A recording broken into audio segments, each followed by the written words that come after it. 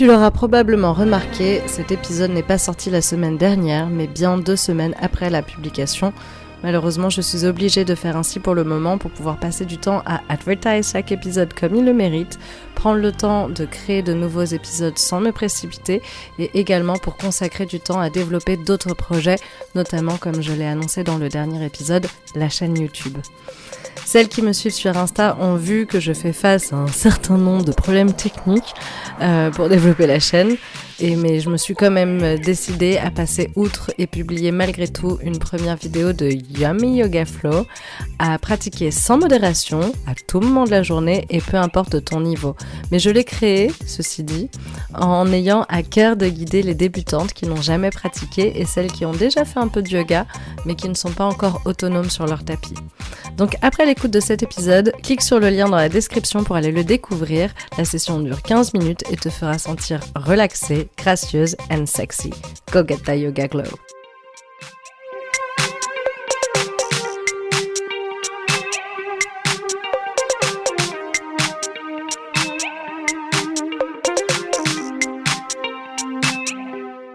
Bonjour, je m'appelle Hermine Prunier, je suis la fondatrice de Time to Bloom, coaching en épanouissement personnel par le yoga, fière coq-bloqueuse professionnelle de fuckboy et autres narcissiques et hôte de cette émission. Mon intention principale dans tout ce que je fais, le désir de voir les femmes mettre au moins autant d'énergie dans la réalisation de leurs rêves que dans leur vie sentimentale. Aujourd'hui, j'ai encore des choses à dire sur le sexy yoga. Déjà, je ne résiste pas à l'envie de te teaser que je vais avoir l'immense plaisir de prochainement recevoir ma number one inspo of the sexy yoga sur ce podcast. Ce sera un épisode en anglais, donc si tu parles pas encore anglais couramment, c'est le moment de bosser ton Duolingo. Mais au pire, ne t'inquiète pas, je posterai sur le blog la transcription complète de l'interview en anglais et en français pour mes oui baguettes sûres. J'ai vraiment trop hâte parce que la personne que je vais interviewer, c'est simple. En fait, c'est une de mes idoles of the Instagram. Je la follow depuis 2015 et je l'appelle mon Instamom. Donc si tu me suis depuis longtemps, tu vois peut-être de qui il s'agit parce que je l'ai souvent partagé dans mes stories.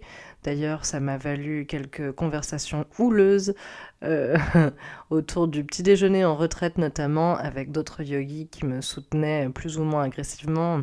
C'est pas du yoga ça!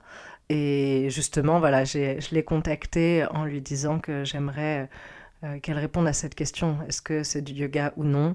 Entre autres, j'ai plein d'autres questions à lui poser. Mais voilà, elle a accepté et donc je suis trop heureuse, très honorée. Mais elle m'a dit qu'elle allait recevoir du monde chez elle pour Thanksgiving. Donc ce sera sûrement après ou début 2025. Et voilà, j'espère que je mets pas la charrue avant les bœufs en annonçant ça, mais je pouvais pas le garder pour moi, juste tellement je suis surex.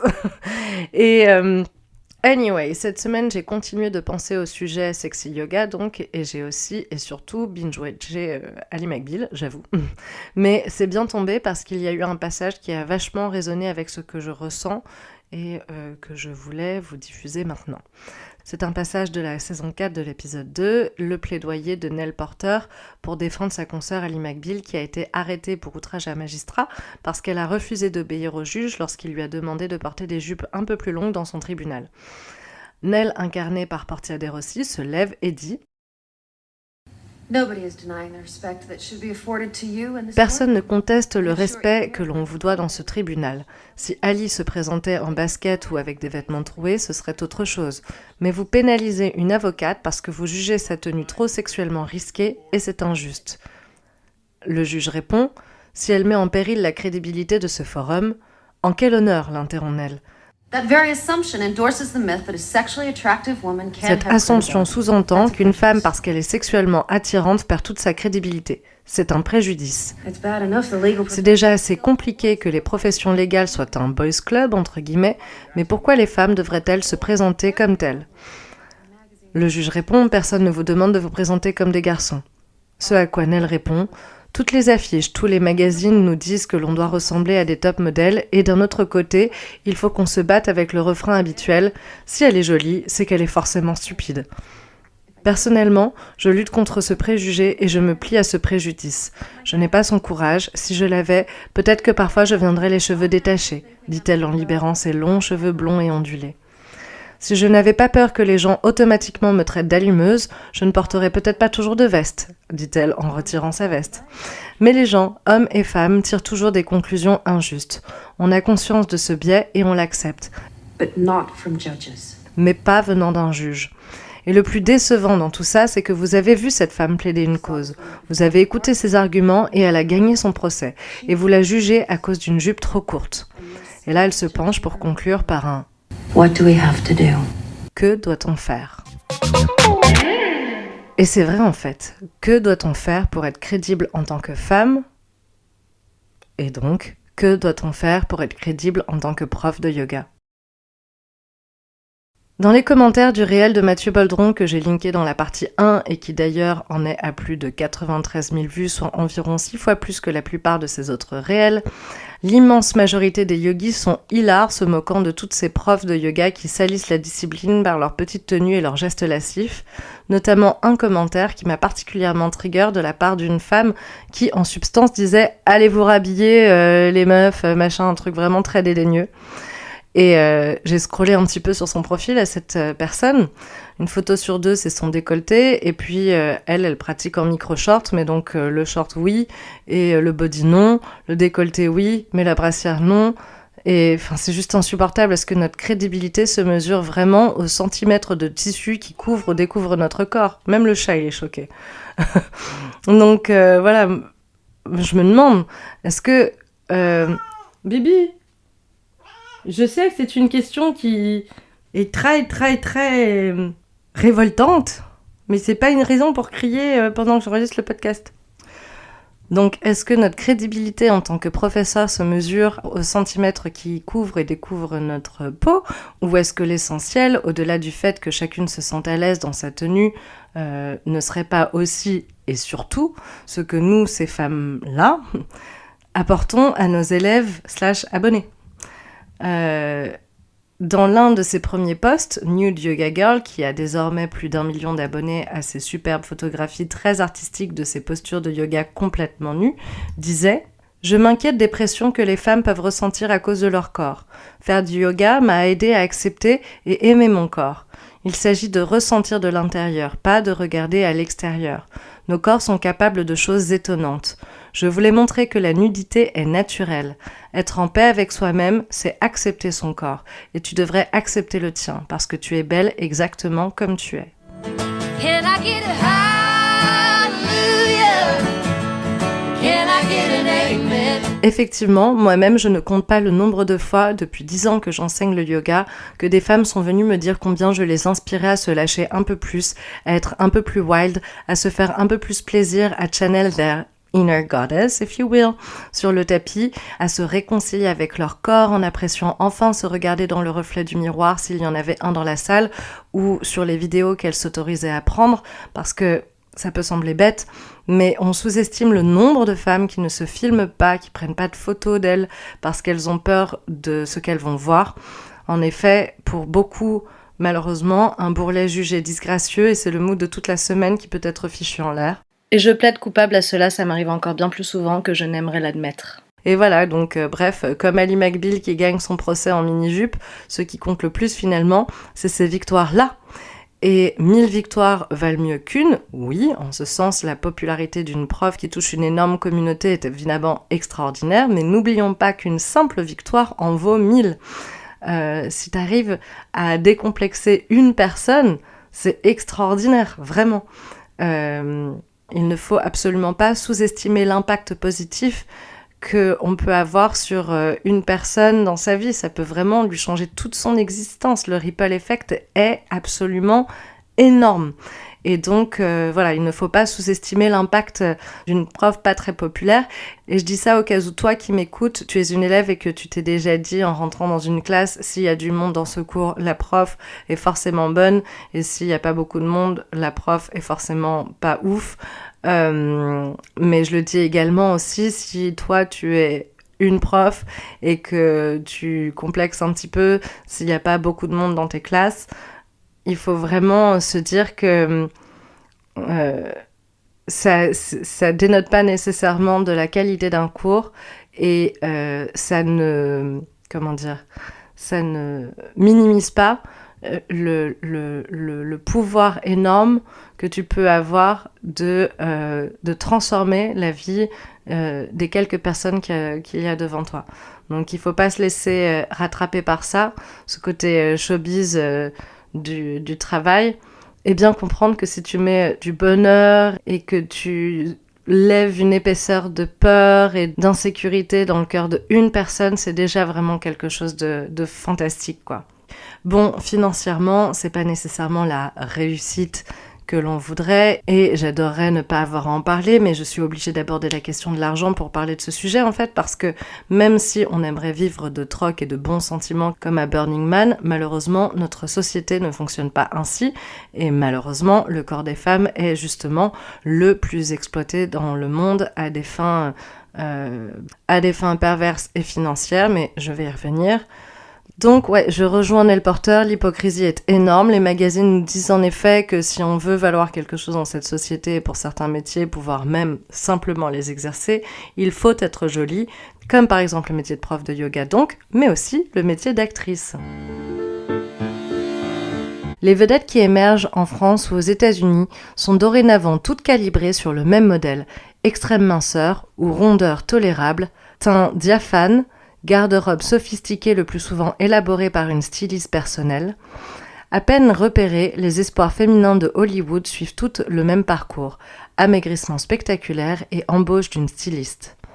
Une fois réussi leur transformation en porte-manteau lisse, fade et interchangeable, elles pourront espérer susciter l'intérêt d'une ou de plusieurs marques de cosmétiques ou de vêtements. Le jeu en vaut la chandelle. Si elles y parviennent, ce sera le jackpot, à la fois sur le plan financier et sur celui de l'exposition médiatique. L'objectif ultime n'est plus de se distinguer par son talent, mais par son potentiel de femme sandwich en entrant dans le moule d'une certaine vision de la féminité. Toi-même, tu sais quels sont les profs de yoga qui sont sponsorisés par la grande marque à 3 lettres. Ceci dit, on est immédiatement tyrannisé quand on joue le jeu. L'extrait que je viens de lire est d'ailleurs tiré d'un chapitre intitulé « Le triomphe des otaries ». L'hypocrisie est énorme donc aussi parce que nous, ces femmes, qui nous mettons plus ou moins en scène avec des intentions, des motivations parfois différentes, mais qui en général avons le même désir commun d'inspirer d'autres femmes à se sentir bien dans leur peau, tout en travaillant sur notre rapport à notre propre corps, à notre façon, c'est-à-dire oui, en l'exhibant, mais on est traité comme si nous étions honteuses et parfois non féministes.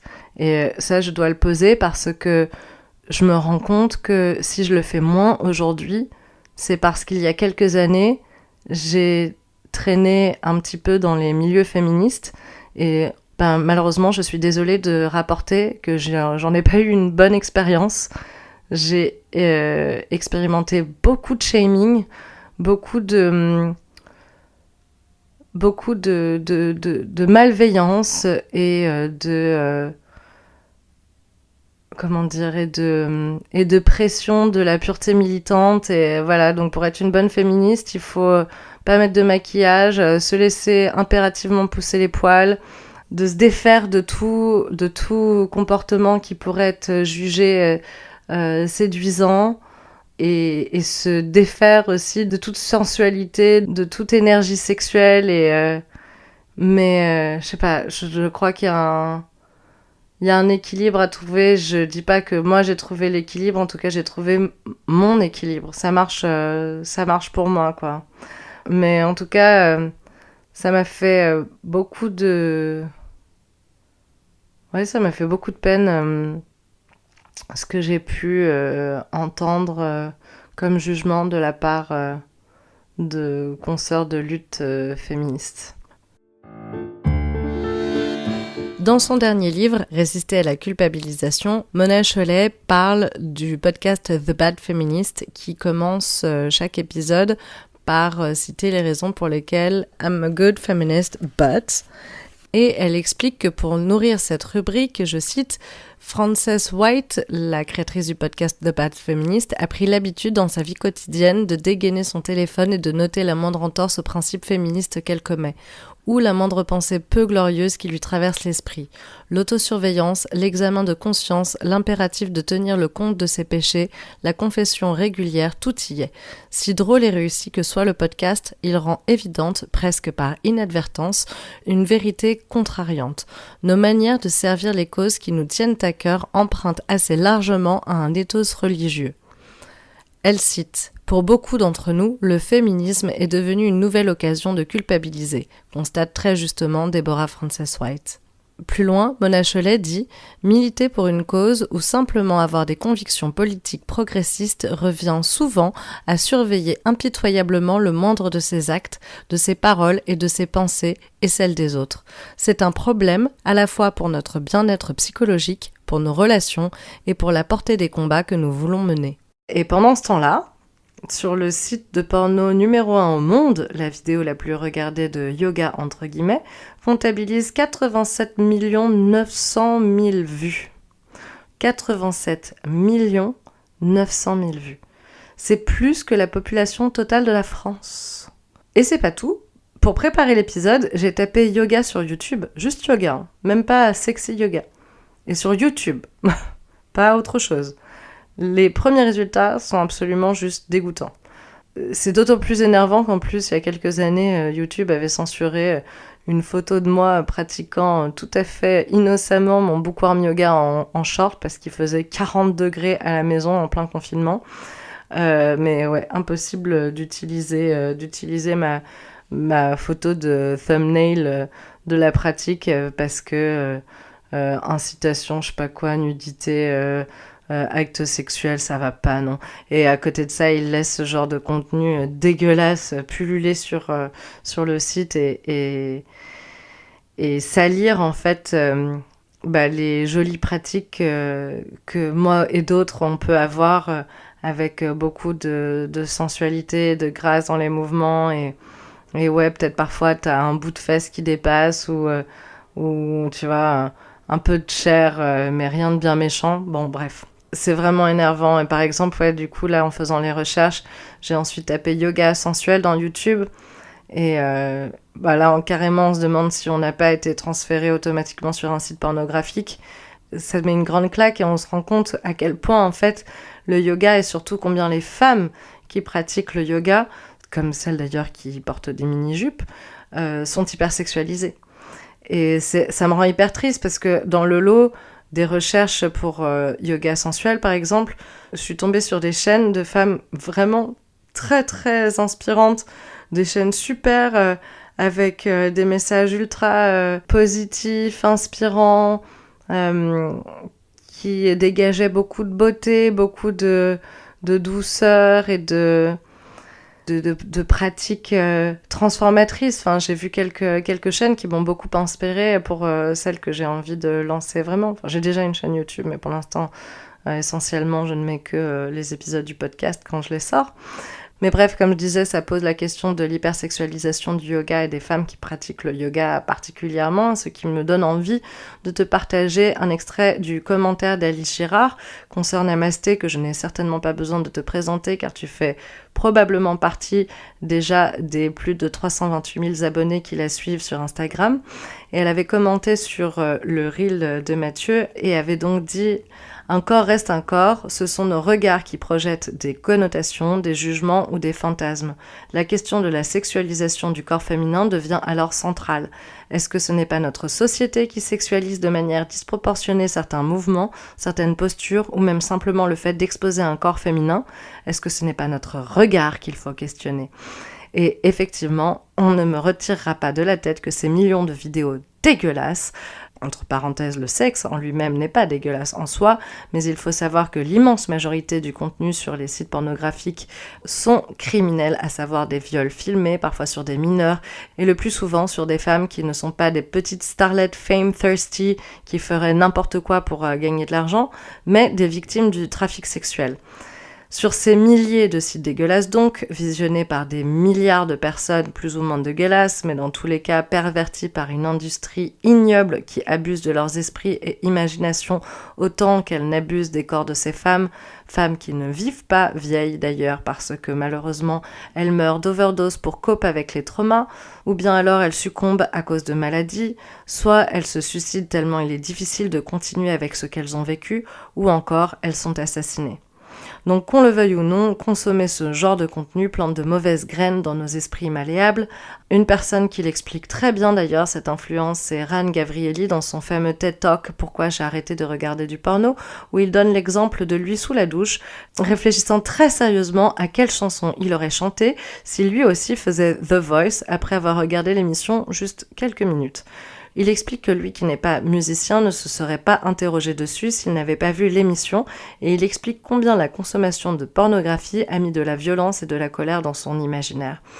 Et effectivement, les conséquences de tout ça sont absolument gravissimes, parce que si là, aujourd'hui, je suis en mode je peux pas poster mes vidéos de yoga sexy en paix sur Instagram, en réalité, ce que je déplore le plus pour moi et pour mes sœurs from other mothers, c'est que notre sexualité n'est pas épanouissante, voire inexistante, because les rapports sont si violents. Je veux dire, j'ai hâte qu'il y ait une étude qui soit faite sur la proportion de femmes qui pratiquent l'abstinence de façon plus ou moins volontaire à cause de la violence des rapports, de la porn culture, de la hook-up culture, etc. Je pense que c'est absolument monumental. Parce que, en effet, on se fait insulter par-ci, étrangler par-là, et j'en passe, et des meilleurs. Une fois, 2 fois, parfois 356 fois, peu importe. Et au bout d'un moment, en fait, on dit stop, quoi. I'm good, you know. Ce soir, je vais plutôt chercher à atteindre le nirvana en faisant des backbends, mon frère. Parce que, en plus, les backbends, ça marche à tous les coups. Ça fait du bien tout le temps.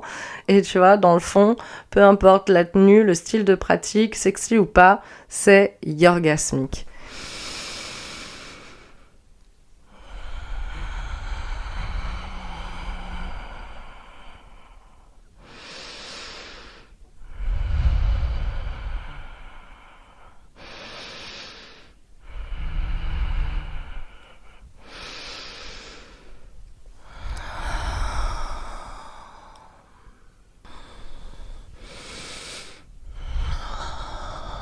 Bon, là, évidemment, j'amplifie ma respiration for radiophonic purposes.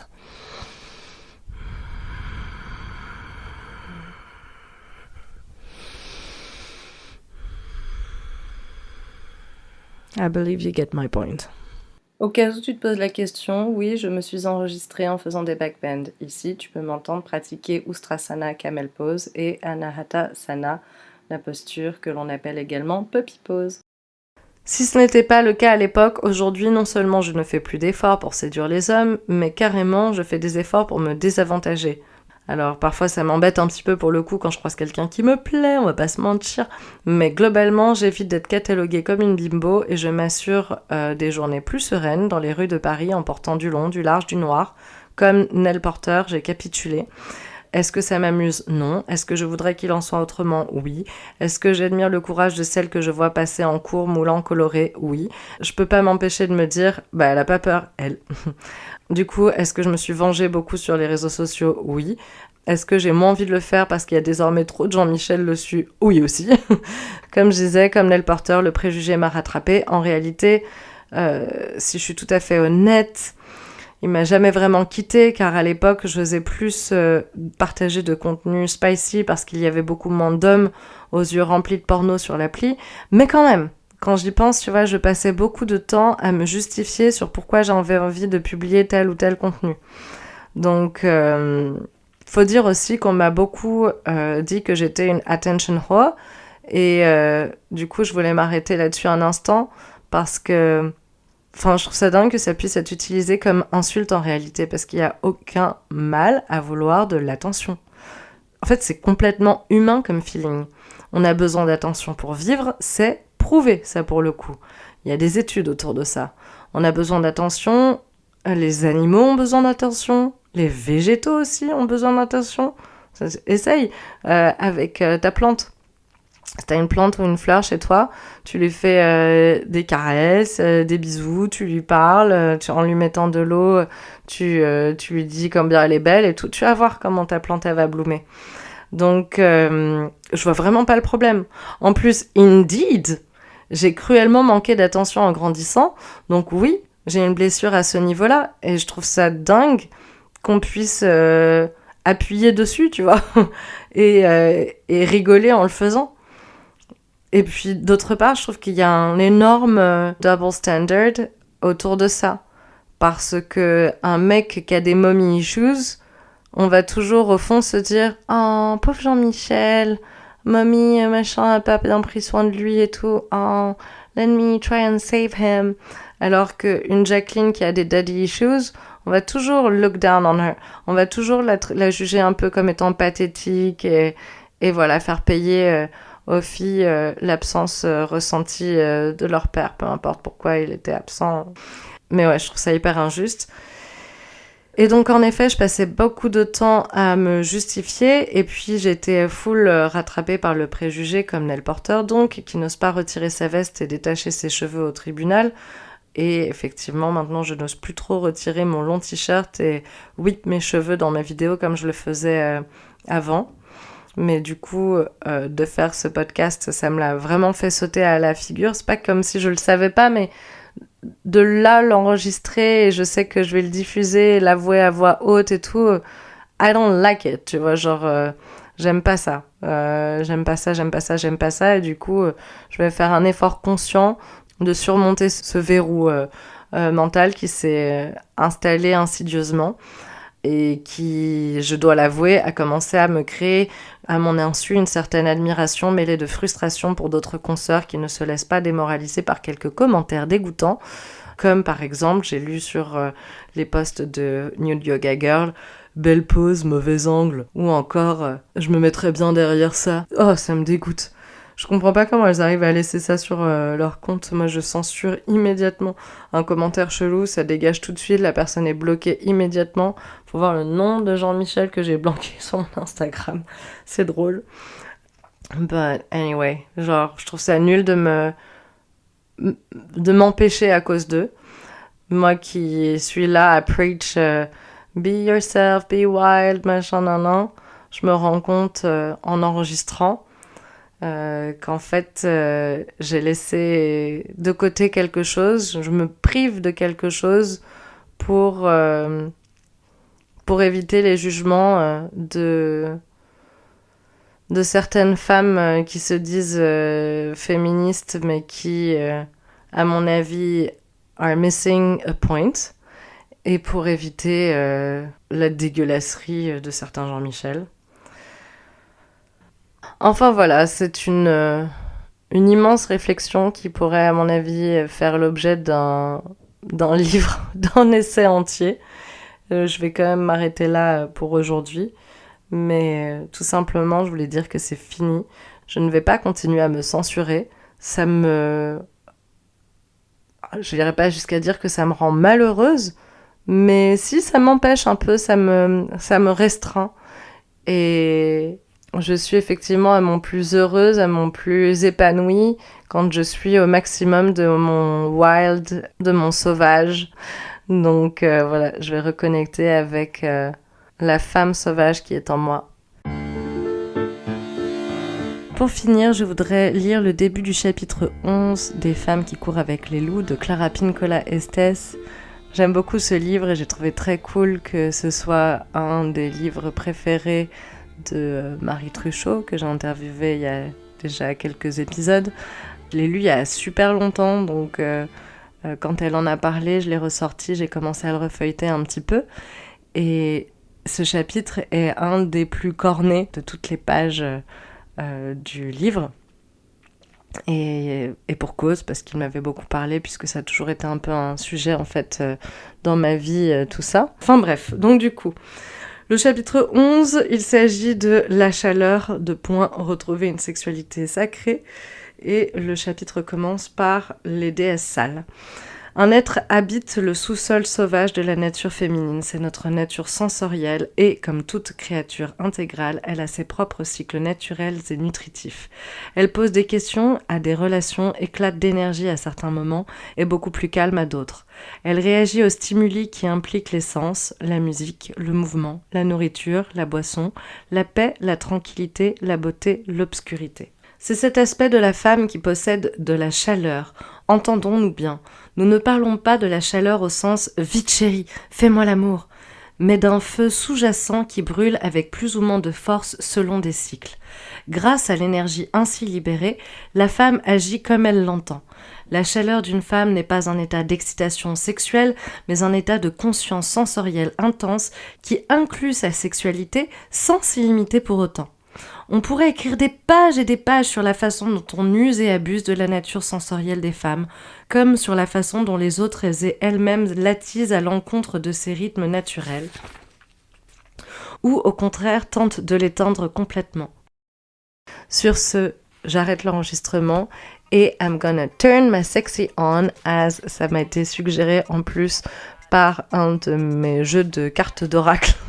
Ce matin, j'ai tiré une carte et c'était celle-là, Turn Your Sexy On. C'est la fin de cet épisode, j'espère qu'il t'a inspiré à bloomer. Si c'est le cas, s'il te plaît, partage-le à ton réseau sur tes réseaux. N'oublie pas non plus de donner 5 étoiles à l'émission et bien sûr de t'abonner pour ne pas manquer les prochains épisodes. Rendez-vous sur mon site www.thepruneyoga.com pour consulter les différentes options pour démarrer dès aujourd'hui le Bloom processus ensemble. Tu peux soit réserver un coaching particulier en one-to-one ou bien télécharger gratuitement des ressources Bloom pour commencer à bloomer en autonomie. Voilà, c'est tout pour aujourd'hui. Rendez-vous dans 2 semaines pour un nouvel épisode du Time to Bloom podcast. D'ici là, prends soin de toi et de celles et ceux qui te font du bien. Bloom!